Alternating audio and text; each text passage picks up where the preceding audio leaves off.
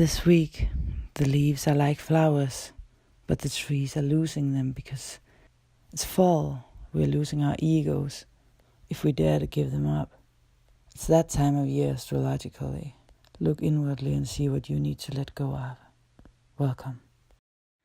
Hi there, Sagittarius, and welcome you to your modern shaman Maria in Rainbow Land, here with the weekly astrology forecast from the nature of Denmark, a heartful report from the 22nd until the 29th of October 2019. We're here, fire, beautiful nature, a wheelbarrow, our garden.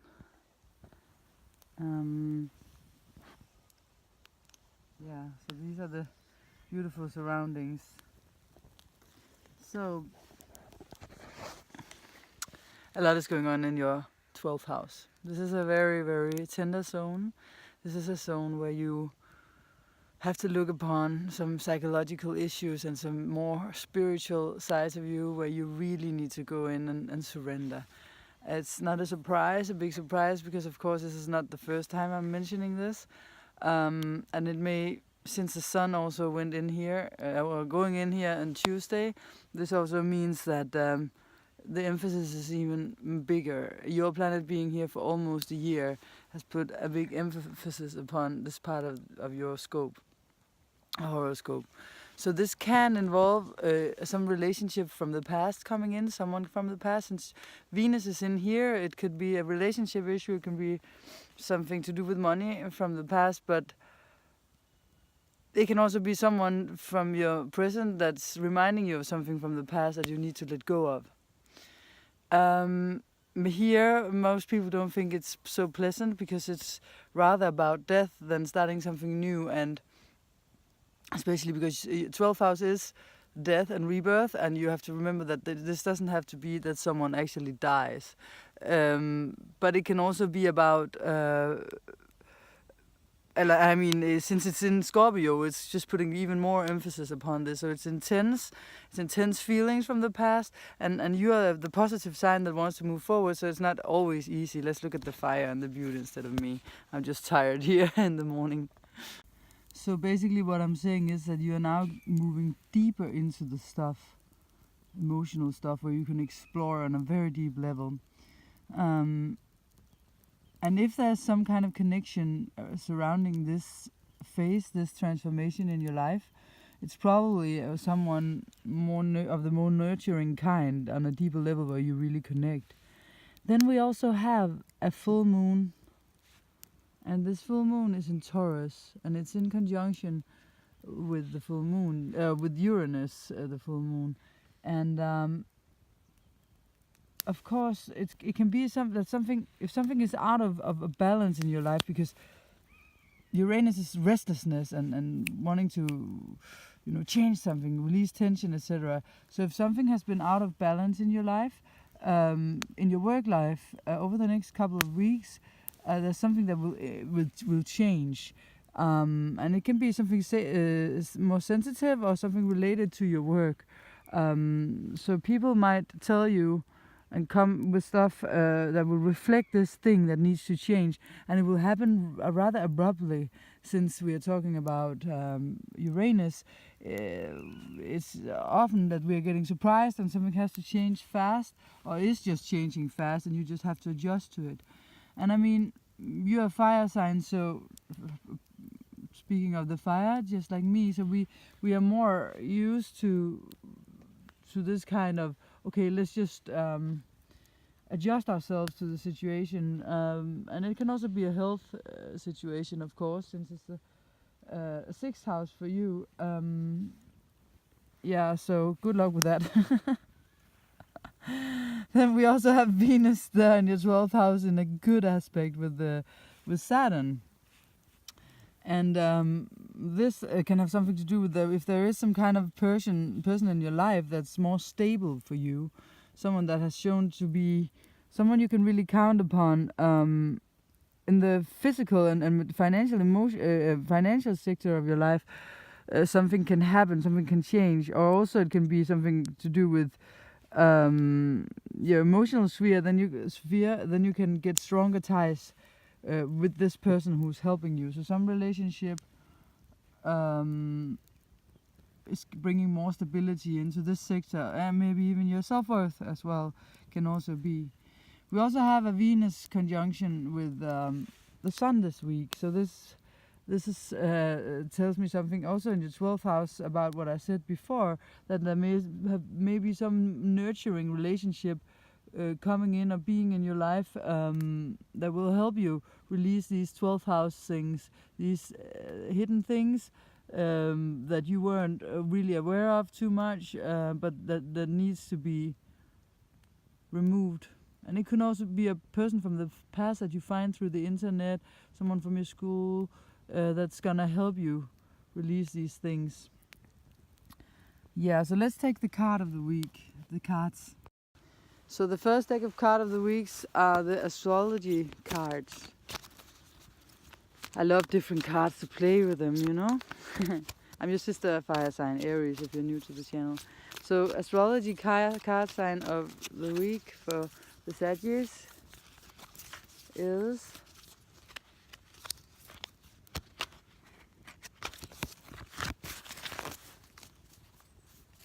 void of course moon, missing. So this can have something to do with you feeling like you're missing out of something. Maybe you're missing something in your life. There's no connection between you, and you were hoping to find your twin flame. You were hoping to be with a partner, but you aren't yet, or you were hoping that you had broken through with some kind of project, a creative project or business project in your life that was gonna bring some financial stability, but it's also missing. And but this can also be missing. It's not necessarily, it's just a sense of that, oh, I'm lacking a connection here, I'm lacking something that I really wanted, but right now doesn't feel like the time that it's there. But just know that it's because we are still tearing down and not building up. You will be building up. Tarot card of the week for the Sagittarius. You'll be building up soon enough. We just have to get over this until the 8th of November when your planet is coming home. Then things will change. You're still tearing down old things, structures inside of you, or old karmic releasing, past deep healing and deep past wounds. Sagittarius card of the week is that at the same time this week, it has something to do with the financial situation, and in your second house a lot has been going on with Pluto there, with with Saturn there as well. So this has definitely got something to do with that. And you having there's two projects, two things that you are capable of juggling with at the same time this week. And maybe it's due to the fact that Saturn is helping you out through Venus. Venus there in your 12th, and your financial situation can be solved by someone resemblant to this guy in his or her energy, being in your life, helping you to stabilize your financial situation. Thanks for watching, and don't follow trends, follow your heart, of course. And now the collective report. This is a rainbow obsidian. Collective report.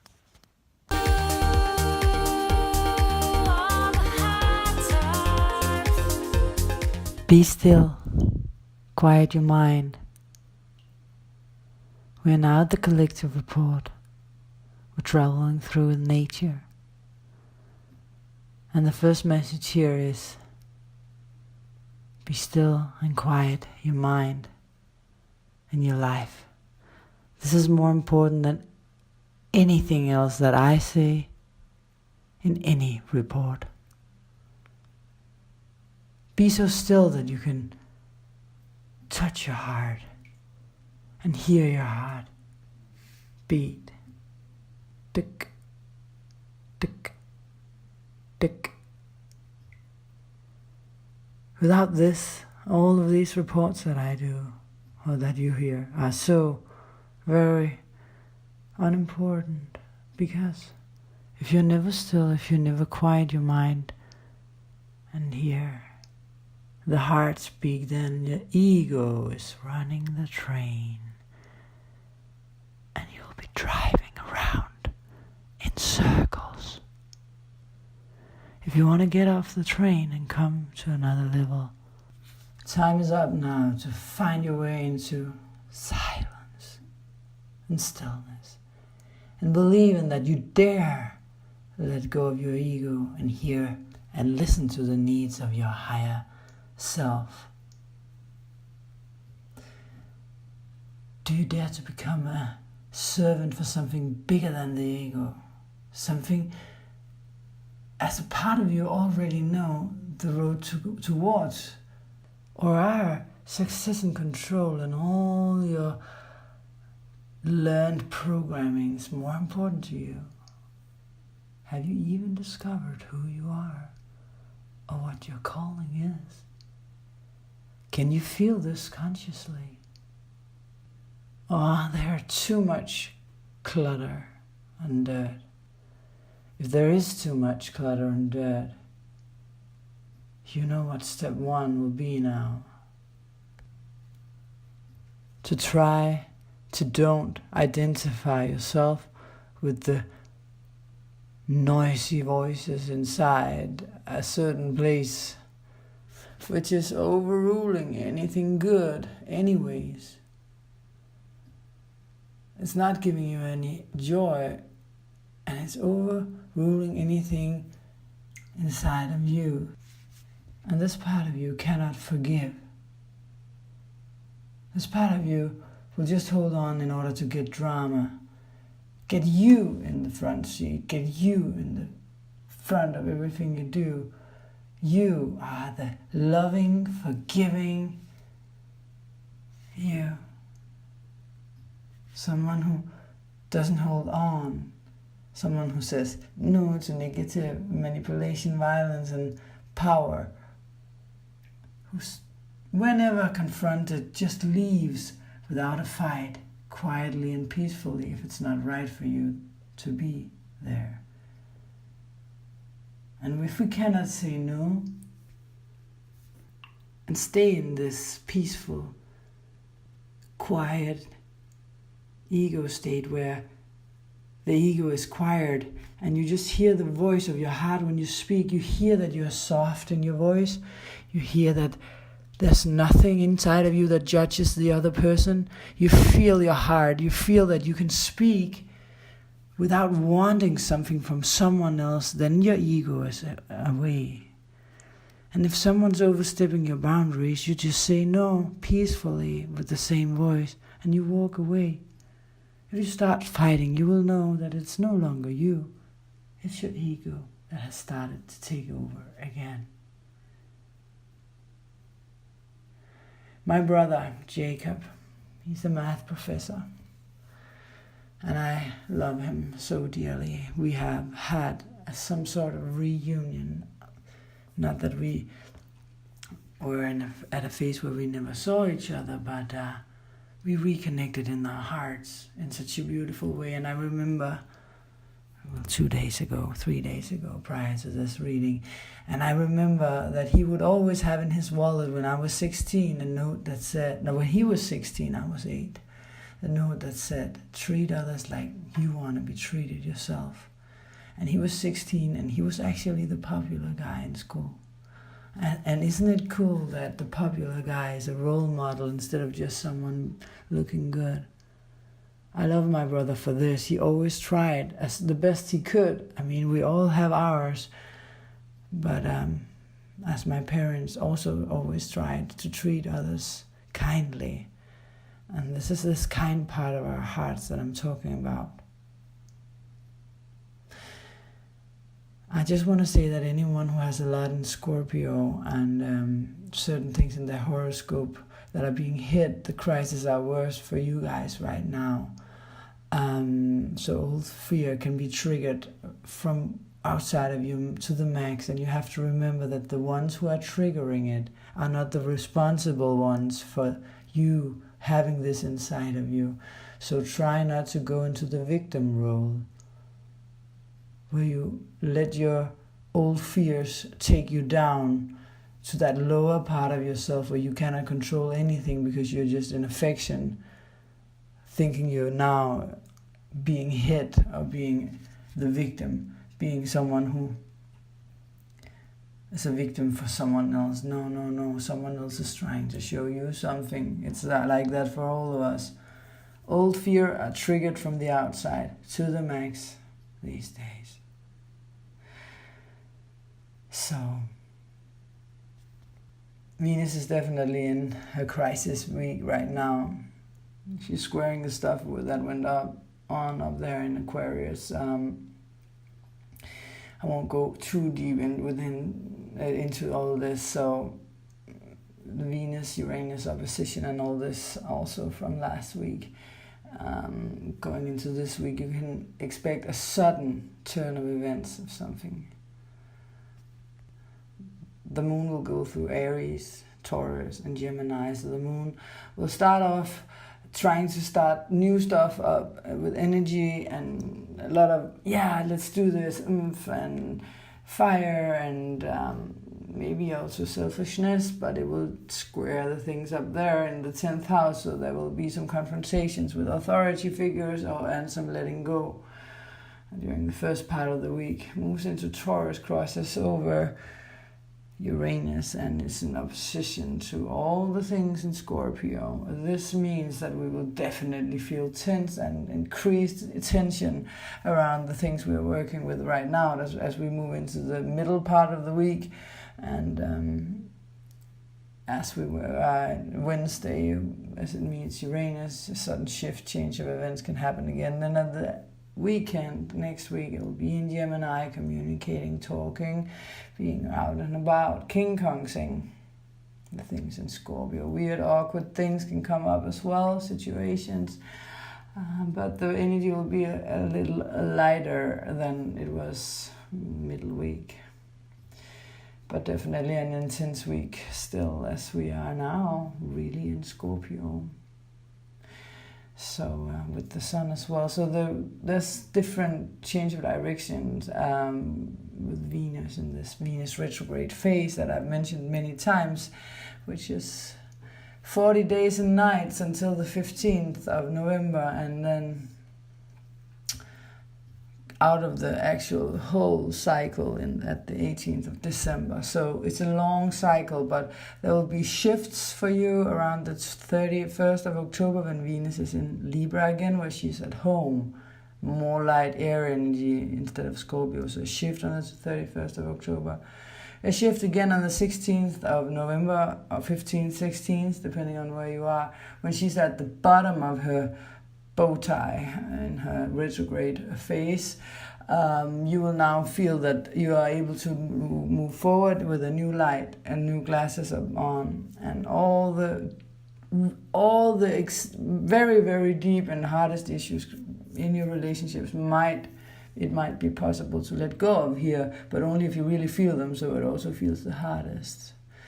So at the 2nd of December, she'll be back into Scorpio again in opposition to Uranus, so a lot can happen here too. There's a turning point that does so that the things that you thought were like they were aren't like that at all. And we are going through over the critical zone again here and see what the future can bring for us after all of this. What have we learned? How can we do this even better when we're in relationships? Can we redecide some of the things that we decided for early on that we maybe discovered weren't the right things for us, but we learned from. For the Scorpios themselves, relationship situations shift constantly now, new people in and out constantly.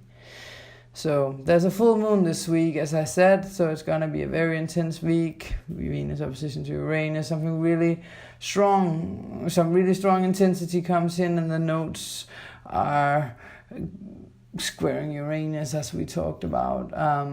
That is really intense in this Grand Cross. So money and intensity and sexuality are the things that's going on in Scorpio.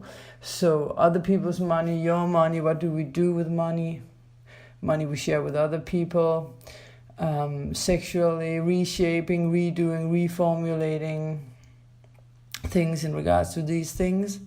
With Venus retrograde here and Jupiter, Mercury is here, Sun is here. So it's all about relationships on a deep level, also the relationship to ourselves. So all water signs are endings, and the first 6 signs in the zodiac are personal signs. They are all about me, I am, I have, I think, I feel, etc. And the next 6 are the impersonal signs, and we have entered a month ago the impersonal signs, where it's about us and the other people in different levels. So usually something new starts in Aries, and Aries is the unconscious energy, sign number 1, and the actions through Taurus and Gemini and Cancers are unconscious about what it's doing, and it ends, this unconscious doing and moving about, etc., is ending in Cancer, in the water sign of Cancer, the 4th sign. So we go through fire, earth, air, water. So we start with the fire in Aries, we go into the earth energy, calm down, feeling can be heavy in Taurus. Then we go to the air energy, talk about lightness, skirting over the surface in Gemini.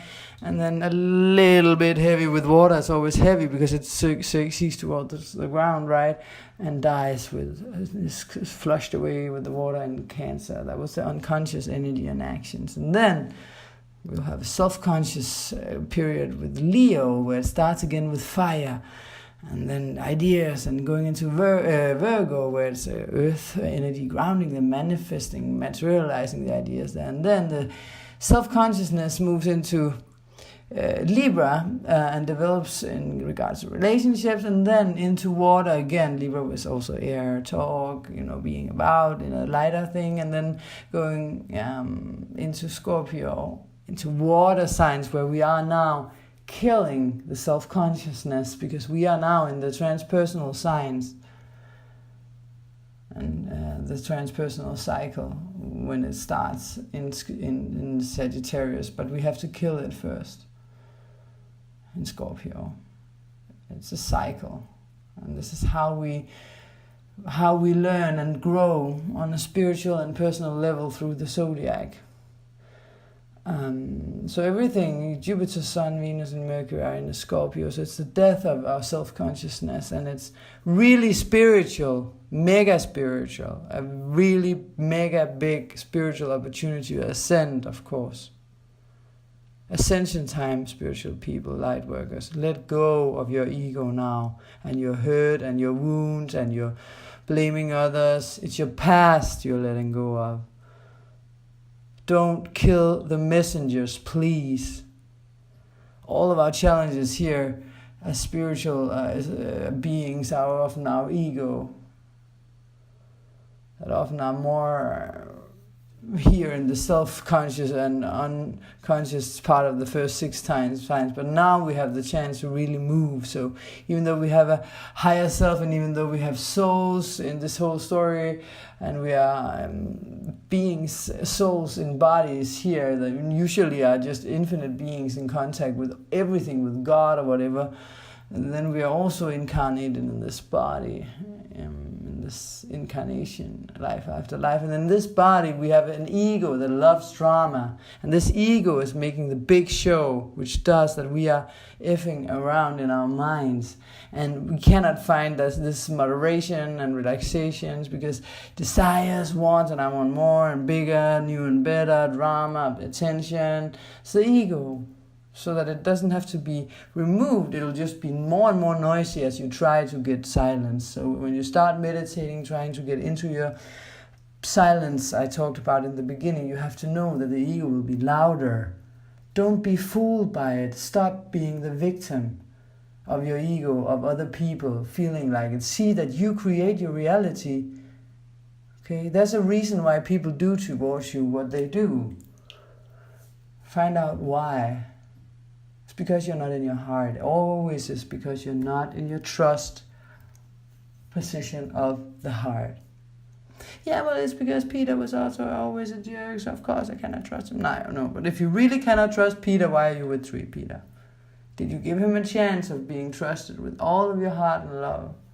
What did you contribute with? Did you dare to walk away from him and treat yourself with that love and respect that you want from others? Because that's what you have to do if you want love and respect. Well, so physically and emotional drama is what the ego wants, and pleasure. So the brain that won't stop thinking is Mercury, rational thoughts. But in Scorpio, Mercury cannot be rational. He will feel the intensity.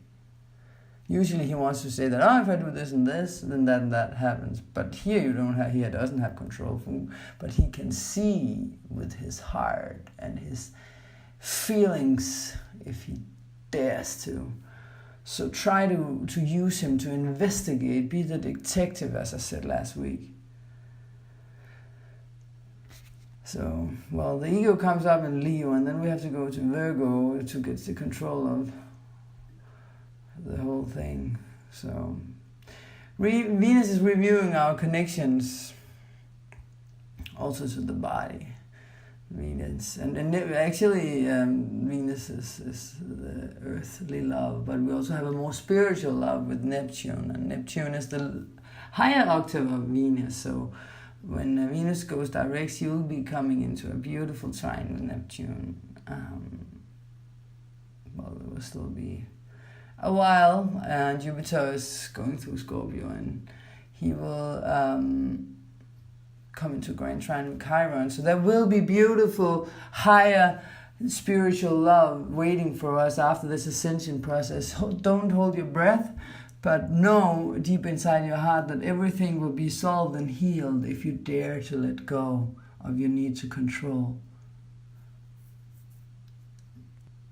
In Scorpio, we're dealing with issues like loss, betrayal, abandonment, neglect, and abuse, forces beyond our controls, from our partners, ourselves, and our impulses, instincts, and a power through merging with other people and uniting on a deep level. This is connection. The deepest connections is in Scorpio with sexual drive, sexual power and force. And yeah, you know, society is ruled by this these days, this force, because it's beyond, it's like the stimulus, like alcohol, drugs, and sex has become a drug, and it's just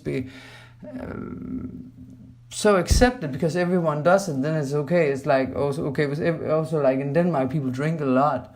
And it's like, well, everyone does it, so that's normal and thereby accepted. Yeah, but when you drink, you are if you work on your spiritual self, and whenever you drink, you have to know that takes you, because spirituality, when you clear yourself spiritually and meditate, you get into higher levels, higher realms, and every time you drink, you take yourself all the way down again. You have to start all over.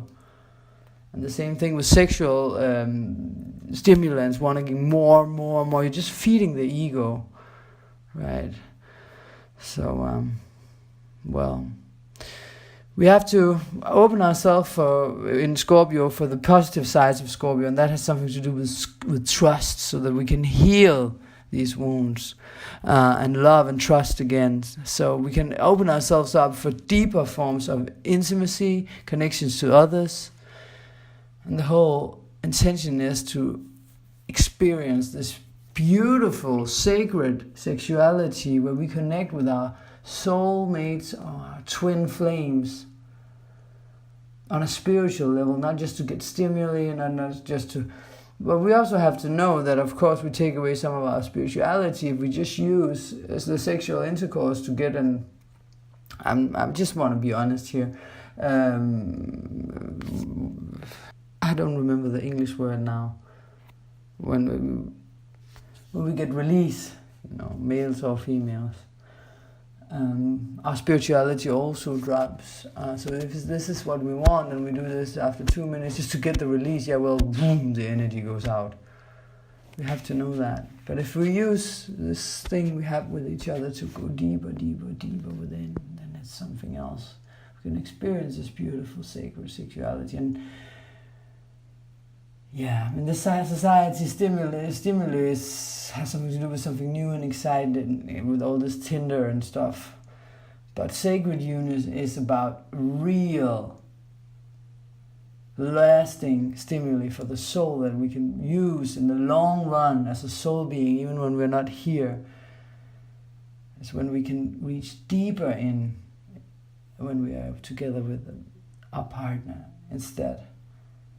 But how do we do it? Well, exploring spirituality between us and reach new and fresh layers inside of ourselves, instead of always seeking outwards, as the whole of society is trying to make us. Like this new times relationships, spiritual relationship will be that we will stay together, and more twin flames will incarnate at the same time to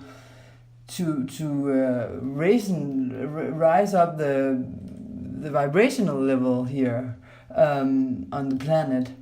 And it's our responsibility to go deeper in as conscious light workers, instead of fearing into new relationships, unless it's supposed to happen, of course.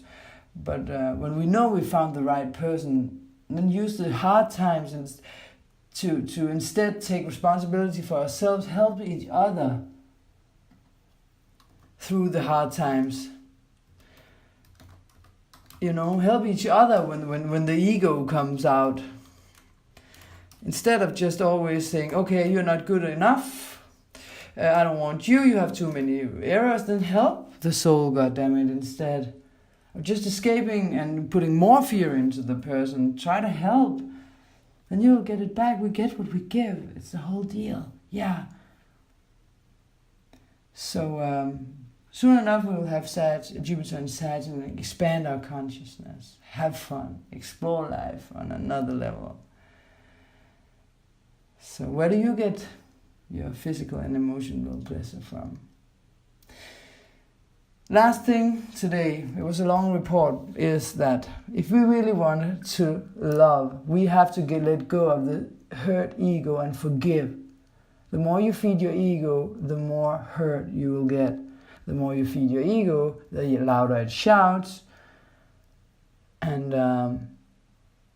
when it wants this and that in you know, supermarket, and you just give it to it, it will just shout louder. And that's why it's good to meditate and find soul peace and find out what you actually came here to do on a soul level. What is your purpose?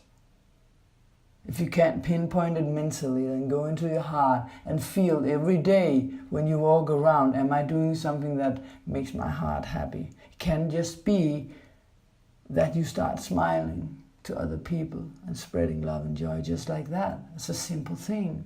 We don't all have to become like this big, great thing. It's just society that says that. Find your path. Maybe your soul purpose is just to put smiles into this world. Don't follow trends, follow your heart. See you next week. Thank you. Namaste.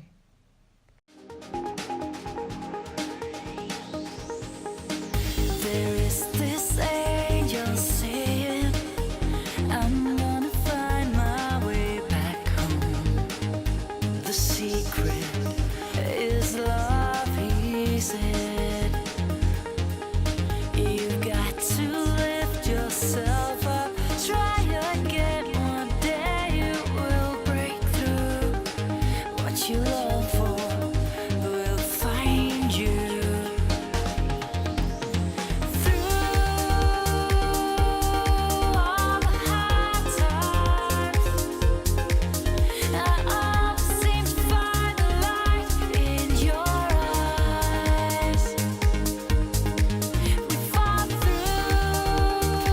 Don't follow trends, follow your heart.